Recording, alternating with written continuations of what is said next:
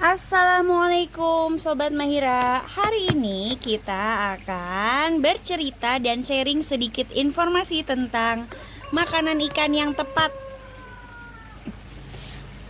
tips dan strategi untuk meningkatkan kesehatan ikan.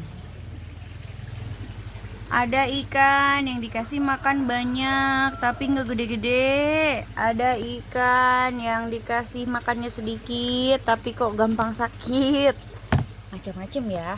Tapi ada ikan juga katanya porsi makannya sama kok, tapi ikan aku mah biasa aja.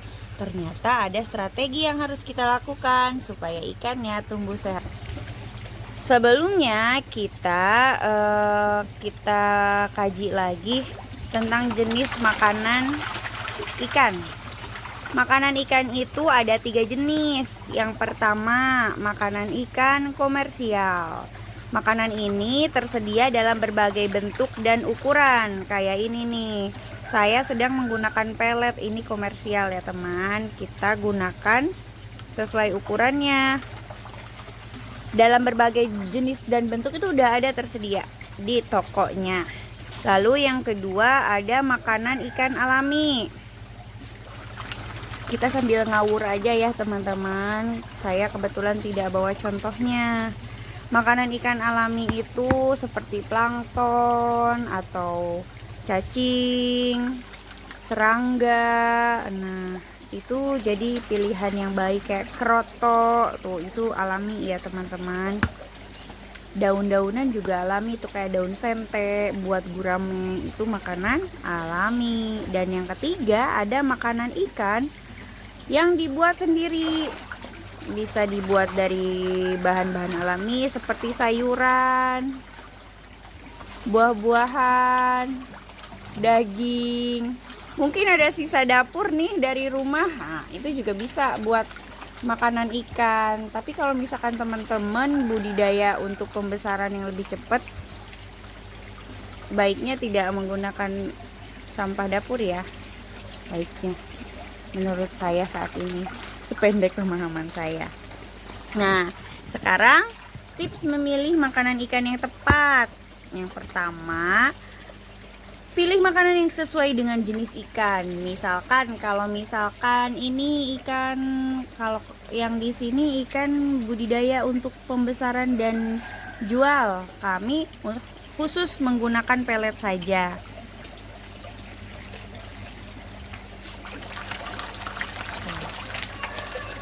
Berbagai jenis ikan karena mempunyai nutrisi yang berbeda-beda ya, sehingga perlu memilih makanan yang sesuai dengan jenis ikan.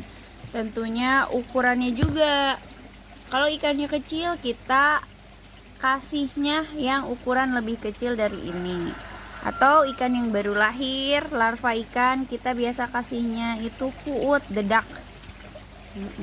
Yang kedua, perhatikan kandungan nutrisi.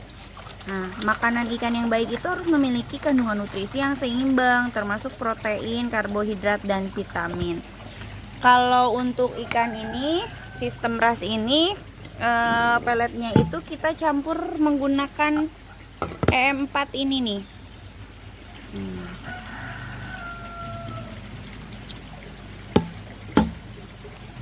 Semoga bisa nambah ya, harapan kami sih bisa nambah di situ nutrisinya.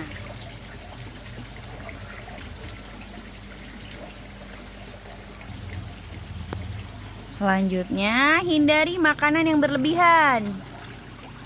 Makanan yang berlebihan dapat menyebabkan masalah kesehatan pada ikan seperti obesitas dan penyakit. Pernah loh ikan kami juga ada obesitas, ikannya itu jenis kancra. Kita simpan di kolam kecil dengan harapan cepat besar dan badannya itu gemoy gitu, gemuk lucu. Qadarullah bukannya cepat besar, yang ada malah perutnya itu buncit.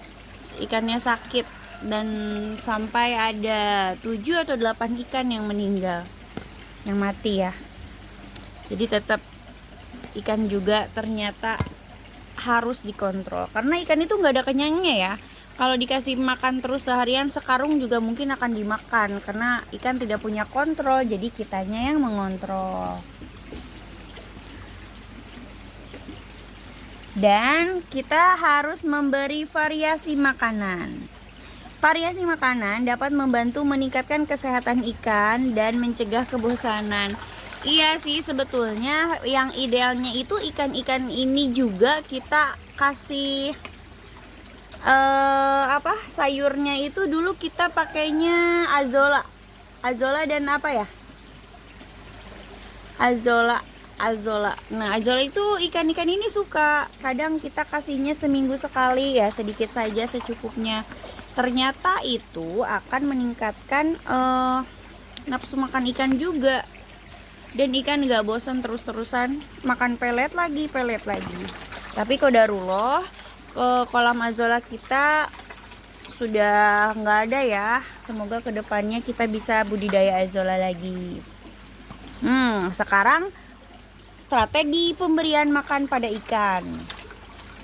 Yang pertama, berikan makanan dalam jumlah yang tepat. Makanan yang tepat itu akan menghindari kelebihan makanan. Kayak tadi kita sebutin lagi nih, obesitas kesebutin lagi. Supaya ikannya selalu nafsu makannya tetap stabil. Pastikan cukup nih, misalkan pas sekarang satu ikan tuh idealnya itu satu ikan dalam sekali makan adalah dalam sehari itu 3-5% dari massa tubuhnya.